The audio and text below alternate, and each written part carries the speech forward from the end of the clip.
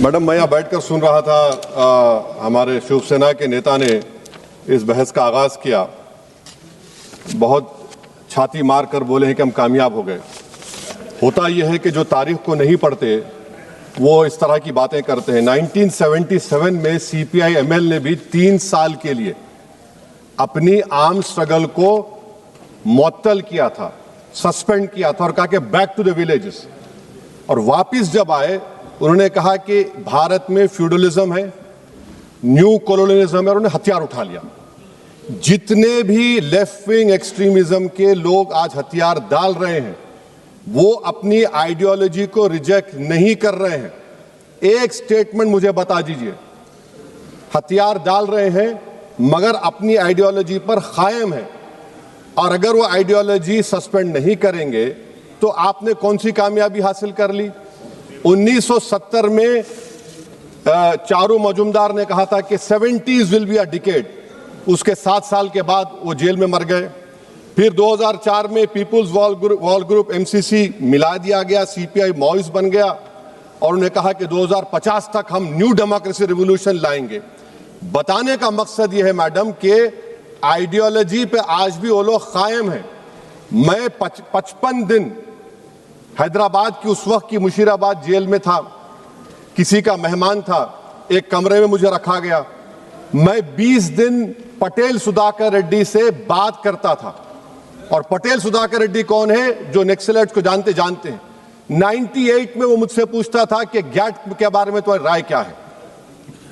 हम अम्बुड्समार्ट बोलते हैं। अम्बुड्समार्ट का मतलब क्या है हिंदी में? इनकॉम्प्रिहेंसिबल प्लेटो। अम्बुड्समार्ट एक गोंड के लिए मार्ट का मतलब साल और पेड़ है। 10,000 स्क्वायर किलोमीटर का एरिया है। नक्सलाइट खत्म हो गए, लेफ्ट विंग एक्सट्रीम खत्म हो गया। अब क्या हो गया कि ना माओइस्ट है ना गवर्नेंस है, कोई नहीं है वहां पर। क्या होगा बताइए आप मैडम। और एक चीज मैं आपको बताना चाह रहा हूं कि यह 70% मिलिट्री विक्ट्री है, और जो चीजें जो उनको ड्राइव करती थी, और ये सरकार समझ नहीं रही है, इस देश में सबसे बड़ा पॉपुलेशन नौजवानों का है। बांग्लादेश और नेपाल पुकार कर कह रहा है कि इनकलाब गवर्नमेंट को बदलने के लिए नहीं लाया गया था, बल्कि गवर्नेंस को इंप्रूव करने के लिए लाया गया था।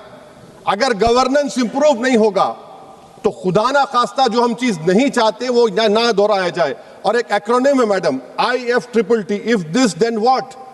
सिविल एडमिनिस्ट्रेशन कहां है हमारा? Relief rehabilitation. मुझे अफसोस है कि तेलंगाना की बात ही नहीं की तेलंगाना के एमपीज। आज तेलंगाना के रिलीफ रिहेबिलिटेशन को MHA एक्सेप्ट करता है, और वो क्या कहता है कि Andhra Pradesh Telangana surrendered Maoist relief and rehabilitation policy 2025। Madam आप बिलीव कर सकते हैं कि ट्रेवर असॉल्ट राइफल इजरायली मिला, 1 मिनट में 30 से 70 लोगों को मार सकते। कहां से आया ये ट्रेवर असॉल्ट राइफल? और सरेंडर्ड ये मेरा मानना है कि टैक्टिकल रिट्रीट है। ये कोई हमेशा के लिए नहीं है, टैक्टिकल रिट्रीट है जो 77 में किया था। और मैं मैडम प्लीज 1-2 मिनट दीजिए। और मैं बताना चाह रहा हूं मैडम, AP ओडिशा बॉर्डर को हम कहते हैं कट ऑफ एरिया। आयरॉनिकल है, कट ऑफ एरिया बोलते हैं उसको। मिनरल वेल्थ से क्या ट्राइबल को फायदा होगा? 5th शेड्यूल और बेटर गवर्नेंस से फायदा होगा। अगर नहीं होगा तो पैसा और FRA से फायदा होगा, नहीं होगा तो फिर ट्राइबल नब्बे हथियार उठा लेंगे।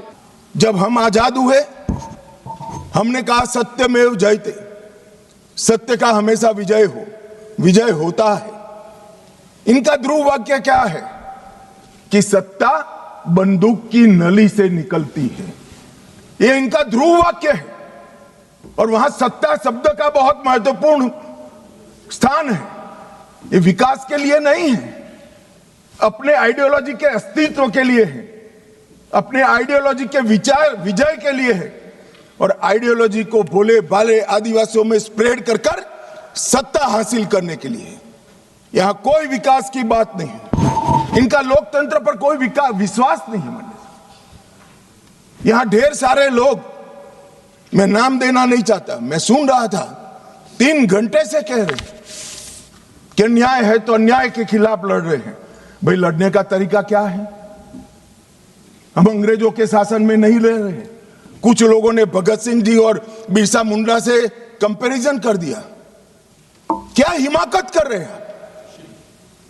शहीद भगत सिंह और बिरसा मुंडा, भगवान बिरसा मुंडा जो अंग्रेजों के सामने लड़े, वो संविधान तोड़कर हाथ में हथियार लेकर निर्दोषों की हत्या करने वालों लोगों के साथ आप इसका कंपैरिजन कर रहे हैं? मान्यवर, राजनीतिक स्वार्थ से ऐसे विषयों में ऊपर उठ जाना चाहिए। यही विचारधारा कहती है दीर्घकालीन युद्ध ही हमारी विचारधारा को फैला सकता है। उनको अपनों का भी खून बहाने से कोई परहेज नहीं। और उनके आदर्श देखिए साहब, 10,000 साल के हमारे उपलब्ध इतिहास में कितने आइडियल आदर्श पुरुष, स्त्री, युवा हुए, एक बहुत बड़ा लिस्ट बन सकता है। इन्होंने तिलका मांझी को अपना आइडियल नहीं समझा, भगवान बिरसा मुंडा, भगत सिंह जी या सुभाष बाबू को अपना आइडियल नहीं समझा। इन्होंने आदर्श किसको कहा? माओ को कहा। चीन का ये आदर्श तय करने में भी फॉरेन से इंपोर्ट करते हैं। मान्यवर, बस्तर का सिलेक्शन क्यों हुआ? एक कार्यक्रम था भारत मंडपम में,